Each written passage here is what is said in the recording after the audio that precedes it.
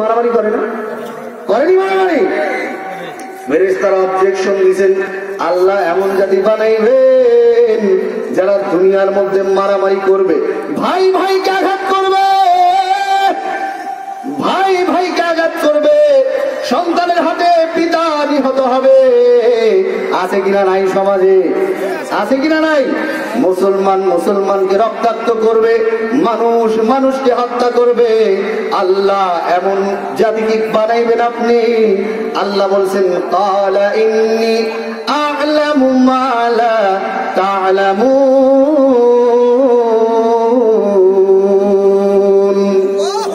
আল্লাহ রাব্বুল আলামিন বলেন, ফেরেশতার দলেরা, আমি যা জানি তোমরা তা জানো না। আল্লাহ রাব্বুল আলামিন সৃষ্টির সেরা আশরাফুল মাখলুকাত হিসেবে আমাদেরকে সৃষ্টি করেছেন। আল্লাহ রাব্বুল আলামিন ফেরেশতাদের চেয়ে বেশি সম্মান আল্লাহ মানব জাতিকে দান করেছেন। কথা কোন ঠিক না ঠিক? আল্লাহ রাব্বুল আলামিন ফেরেশতাকে এমন বানাইছেন রোবটের মতো। কিসের মতো? রোবটের মতো। এদের আল্লাহ মন্দ কাজ করার বুদ্ধি দান করে নাই। আল্লাহ যেভাবে বলছেন সিজদা দাও, ফেরেশতারা সিজদার মধ্যে পড়ে আছে। আল্লাহ বলছেন রুকু করো, ফেরেশতা রুকুর মধ্যে পড়ে আছে। আল্লাহ বলেন তাসবিহ পাঠ করো, তাসবিহ পাঠ করতেছেন। আল্লাহ বলেন আমার গুণগান হামদ প্রশংসা করতে থাকো, করতেছেন। কিন্তু আল্লাহ মানব জাতিকে দুইটা আত্মা দিছেন, দুইটা অন্তর দিছেন। একটা হলো ভালো পথ, আরেকটা হলো মন্দ পথের দিকে। কথা বলেন ঠিক না ব্যাঠি? আল্লাহ রাব্বুল আলামিনের কাছে ওই বান্দা সবচেয়ে প্রিয় যেই বান্দা গুনাহ করার পর চোখের পানি ছেড়ে শেষ রজনীতে আল্লাহর দরবারে উঠে কাঁদে। কথা বলেন ঠিক না ব্যাঠি? আল্লাহ রাব্বুল আলামিন বলেন, ফাতাহাজ্জাদ নাফিলাতাল লাকা আসা আন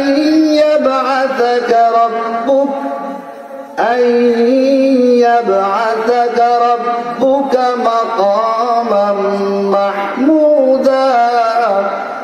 আল্লাহ বলেন শেষ রজনীতে তাহাজ্জুদের নামাজ পড়ো। আল্লাহ বলেন শেষ রাতে, রাতের শেষ প্রহরে উঠা, রাতের শেষ প্রহরে উঠা আল্লাহকে ডাকো, আল্লাহকে ডাকো। আল্লাহ রাব্বুল আলামিন বলেন তাহাজ্জুদের নামাজে আমাকে ডাকো, আমি আল্লাহ তোমাদেরকে জান্নাতে মাকামে মাহমুদ দান করব। আল্লাহু আকবার। আমরা কয়জন আছি যে আল্লাহকে ডাকি শেষে শুরুর এইতেই তো ডাকি না? ডাকি? শুরুর এইতেই তো ডাকি না, শুরুর এইতেই ডাকি না, আবার শেষ রাত তো ঘুমের করে। আর এখন তো যুব সমাজ শেষ ঘুমাই ফজরের পরে। কখন ঘুমায়? কখন ঘুমায়? ফজরের পরে যুব সমাজ ঘুমায়, ওঠে 12টা 1টা 3টা বাজে। কিন্তু হাদিসে বলছে তোমরা এশার নামাজ পড়ে খাওয়া দাওয়া করে তাড়াতাড়ি ঘুমিয়ে যাও, যাতে শেষ রাতে উঠতে পারো, যাতে শেষ রাতে উঠতে পারো। কিন্তু আমাদের যে কালচার, আমরা তো না, এখন প্রযুক্তি হাতে, এই যে মোবাইল দেখা এইভাবে শুরু করি, একেবারে ফজরের আজান হচ্ছে তখন ঘুমাই। ফ্যাশন হয়ে গেছে, এটা একেবারে ফ্যাশন হয়ে গেছে। চক্ষু দুইটার নিয়ামত, আল্লাহর কাজে খরচ করা দরকার নাকি? আল্লাহর কাজে খরচ করা দরকার না চক্ষু দুইটা? চক্ষু অনেক বড় নিয়ামত। আল্লাহ কোরআনে বিশেষভাবে চোখের কথা বলছেন। আপনি দুইটা চোখ বিক্রি করবেন 5 কোটি টাকায়? বিক্রি করবো কেউ? দুনিয়ায় আছে বিক্রি করবেন? তুষার তারা কেউ দুইটা চোখ 5 কোটি টাকা? পেটে যতক্ষণ ভাত আছে কেউ চোখ বিক্রি করবে না তো। আল্লাহ রাব্বুল আলামিন বিশেষভাবে দুটো চোখের কথা বলছেন। আলাম নাজআল লাহু আইনাইনি ওয়া লিসানান ওয়া শাফাতাইন।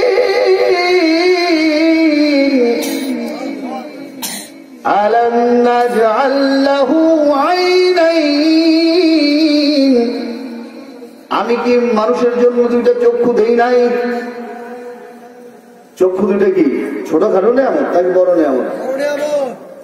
যার চক্ষু নাই তাকে জিজ্ঞেস করে দেখেন চোখ কি জিনিস। কমলাপুর রেল স্টেশনে যান, দেখবেন যে কত মানুষ ফুটপাতে পড়ে আছে, কত অন্ধ অনাথ পড়ে আছে, চক্ষু নেই, কারো হাত নাই, কারো জবান আছে কথা বলতে পারে না, কারো ঠোঁট নাই, ঠোঁট কাটা আছে না দুনিয়া। এগুলো বড় নিয়ামত, আশরাফুল মাখলুকাত। মানুষ কেন শ্রেষ্ঠ? কারণ মানুষ কথা বলতে পারে, পৃথিবীতে আর কেউ কথা বলতে পারে না। কথা বলেন ঠিক না? ঠিক। আল্লাহ মানুষকে মাথা দান করেছেন, অন্য কাউকে দান করেন। মানুষকে দুটো সুন্দর ঠোঁট দান করছেন, অন্য কোনো প্রাণীকে দান করে নাই, করছেন? আপনার ঠোঁট দুটো যদি কেটে দেওয়া হয় কথা বলতে পারবেন না, আপনি কখনো সেভাবে কথা বলতে পারবেন না। আপনার জবান যদি কেটে দেওয়া হয় কথা বলতে পারবেন না, আপনি পারবেন না। আল্লাহ আপনাকে সুন্দর ব্রেন দিয়েছেন, জবান দিয়েছেন, এগুলো ভালো কাজে আমাদের তো লাগাতে হবে নাকি? ভালো কাজে লাগাতে হবে, মন্দ কাজে লাগাতে হবে না। এই যে ব্রেন, এই মস্তিষ্ক, আমরা কেউ মস্তিষ্ককে কাজে লাগাতে লাগাতে এমন এক পর্যায়ে চলে যাই যে গিয়ে বলি দেয়ার ইজ নো গড, আল্লাহ বলতে কেউ নাই। আছে না, আছে না সমাজের মধ্যে? আমরা উচ্চ শিক্ষিত হতে হতে এমন অবস্থা যে না, দেয়ার ইজ নো গড, আল্লাহ বলতে কিছু নাই, আল্লাহ বলতে কিছু নাই। তুমি আইসো বলতে এমনি এমনি এমনি। হ্যাঁ, এটা হলো প্রাকৃতিক, পাওয়ার অফ নেচার, এটা প্রাকৃতিক ক্ষমতা, সিস্টেম, ন্যাচারাল সিস্টেম। কি বলে? এটা প্রাকৃতিক সিস্টেম। তাহলে তো তোমরা প্রাকৃতিকে ঈশ্বর খোদা মানো, কথা কোন ঠিক না ব্যাঠিক? তোমাদেরকে যদি প্রকৃতি সৃষ্টি করতে পারে, তাহলে প্রকৃতি তোমাদেরকে আবার উঠাতে পারবে না? পারবে কিনা? তোমরা তো খোদা মানতেছো আরেকজনকে, প্রকৃতিকে, কিন্তু আমরা আল্লাহ মানি যে সবকিছুকে নিয়ন্ত্রণ করে, প্রকৃতিকেও নিয়ন্ত্রণ করে। কথা বলেন ঠিক না ব্যাঠিক? কিন্তু এই সেই আমরা মেধাকে খাটাতে খাটাতে এক পর্যায়ে গিয়ে বলি দেয়ার ইজ নো গড, আল্লাহ বলতে কেউ নাই। আর যেখানে মেধার কাজ চলে না, সেখানে অনেক মানুষ আছে লা ইলাহা ইল্লাল্লাহ। এই জায়গায় আমার মেধা না, আল্লাহর কাজ। এই জায়গায় কার কাজ? আল্লাহর কাজ। এখানে আমার মেধা চলবে না। আপনি দেখেন না, আকাশে বিমান চলে না? চলে কিনা? চলে। টেলিফোনে কথা বলি, আমেরিকাতে আসে না? কিসে চলে? আমার ক্ষমতা। তরঙ্গ, নেটওয়ার্ক তরঙ্গ যদি আল্লাহ বন্ধ করে দেয়, ওয়ালিল্লাহি জুনুদুস সামাওয়াতি ওয়াল আরদ, আসমান জমিনের সকল সেনাবাহিনী কার? কার সকল সেনাবাহিনী? আল্লাহর না সেনাবাহিনী। আল্লাহ বললো হাওয়া বন্ধ হয়ে যা, বিমানের সামনে যেতে পারবো? আল্লাহ আকাশের অক্সিজেন হাওয়াকে বলবেন, বাতাসকে বলবেন থমকে যা, আর চলিস না। বিমানের পাইলটের ক্ষমতা আছে যে যতই পিক আপ বাড়া যাওয়ার, হুন্ডার গিয়ার পিক আপ বাড়ায় যুবক রাস্তায় ছড়ো। আল্লাহ জমিনকে বললেন জমিন একটু ফাঁক হয়ে যা, কই যাবে? কোথায়? কিসের অহংকার? কিসের? আমরা কিসের অহংকার করি? যাদের মাথায় ধরে না তারা বলে দেয়ার ইজ নো গড, কিন্তু যারা প্রকৃত জ্ঞানী তারা বলেন লা ইলাহা ইল্লাল্লাহ। এই যে বিশ্ব চলাচল আল্লাহ সবকিছু সৃষ্টি করে দিয়েছেন। ওয়াশ-শামসু তাজরি লিমুস্তাকাররিন লাহা, যালিকা তাকদীরুল আজিজিল আলীম। এই যে সূর্য দেখতেছেন না, নির্দিষ্ট সময় পর্যন্ত, সায়েন্স বিজ্ঞান বলে এই সূর্য একদিন নিষ্প্রভ হয়ে যাবে, সূর্য আলো হারিয়ে ফেলবে, সূর্য নিস্তেজ হয়ে যাবে, সূর্য নির্দিষ্ট সময় পর খসে যাবে। সায়েন্স, বর্তমান বিজ্ঞান বলে। কিন্তু আল্লাহ রাব্বুল আলামিন ১,৫০০ বছর আগে কোরআনে বলে দিয়েছেন ওয়াশ-শামসু তাজরি লিমুস্তাকাররিন লাহা, সূর্যটা নির্দিষ্ট সময় পর্যন্ত চলবে কক্ষপথের মধ্যে।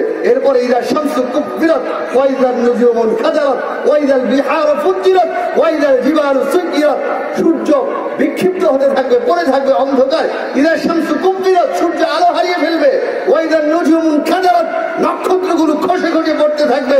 ওয়া ইদাল বিহারু ফুজ্জিরাত, সমুদ্র উদ্বেলিত হতে থাকবে। ওয়া ইদাল জিবালু সুজ্জিরাত, পাহাড় পর্বত হিমালয় চূর্ণ বিচূর্ণ হতে থাকবে যেদিন। আর আপনার ৩.৫ হাত কোটি কি হইব? হিমালয় দেখছেন? হিমালয়, এই হিমালয় সেদিন উঠতে থাকবে তুলার মতো। হিমালয় তুলার মতো উঠতে থাকবে। কি হবে সেদিনের অবস্থা? ইন্না জালজালাতাস সাআতি শাইউন আযীম। কিয়ামতের বিভীষিকাময় অবস্থা, মহাপ্রলয়, এটা বড় ভয়ানক। ইয়াওমা তারাউনাহা তাযহালু কুল্লু মুরদিআতিন আম্মা আরদাআত ওয়া তাদাউ কুল্লু যাতি হামলিন হামলাহা ওয়া তারান নাসা সুকারা ওয়া মা হুম বিসুকারা ওয়ালাকিন্না আযাবাল্লাহি শাদীদ। আল্লাহ বলেন যে কিয়ামতের বিভীষিকাময় অবস্থা কেমন হবে জানেন?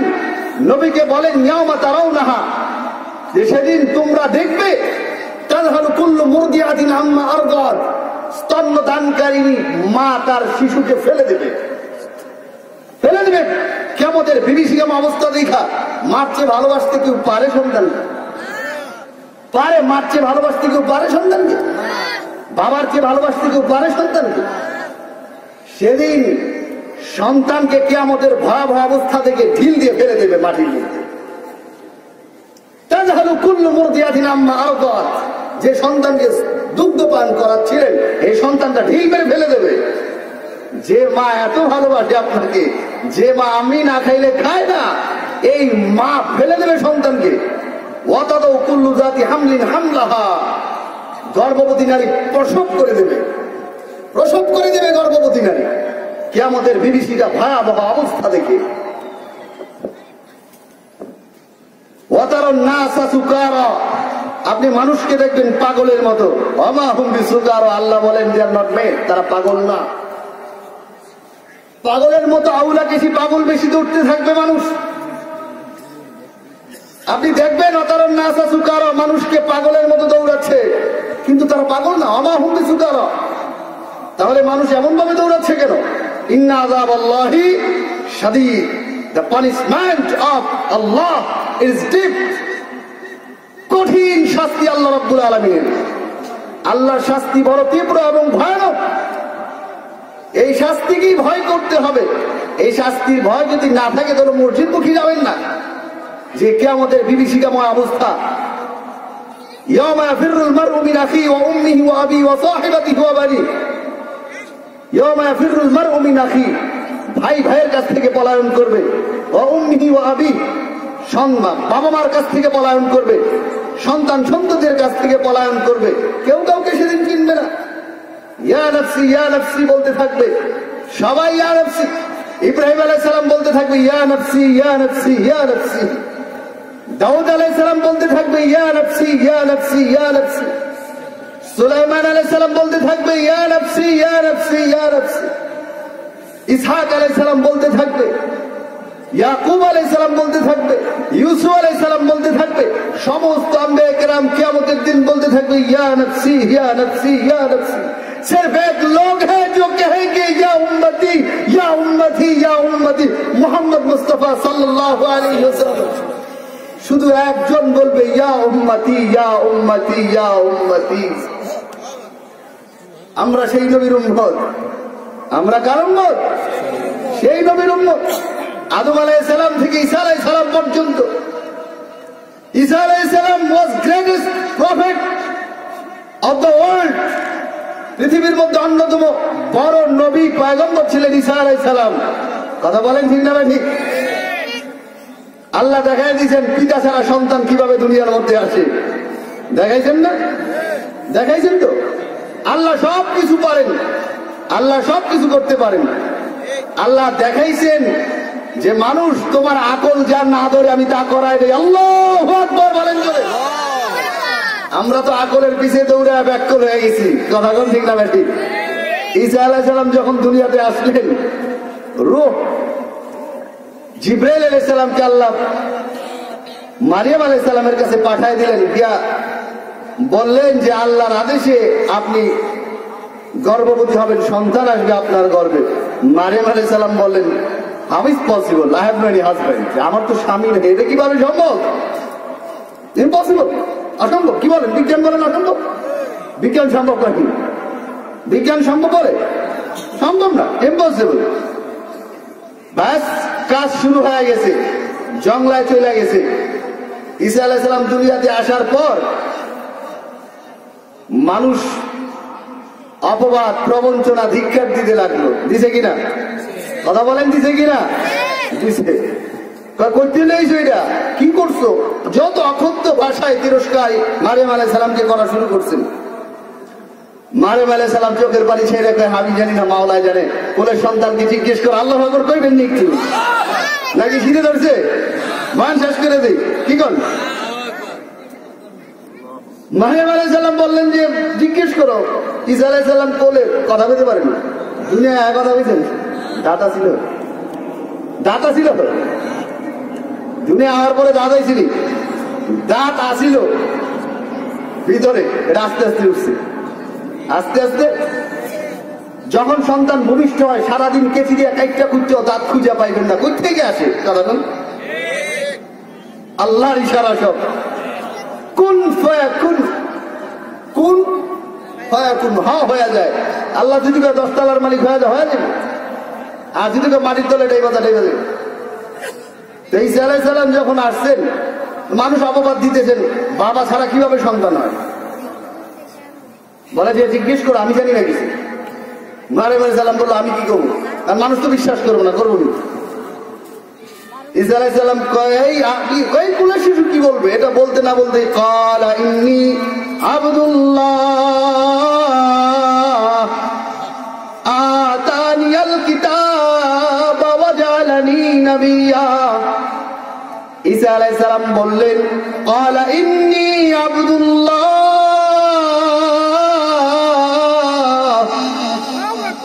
ঈসা আলাইহিস সালাম বলেন আমি আল্লাহর গোলাম, I am not son of Allah, আমি আল্লাহর পুত্র না। ক্বালা ইন্নী আবদুল্লাহ, I am servant of Allah. আল্লাহু আকবার। ক্বালা ইন্নী আবদুল্লাহ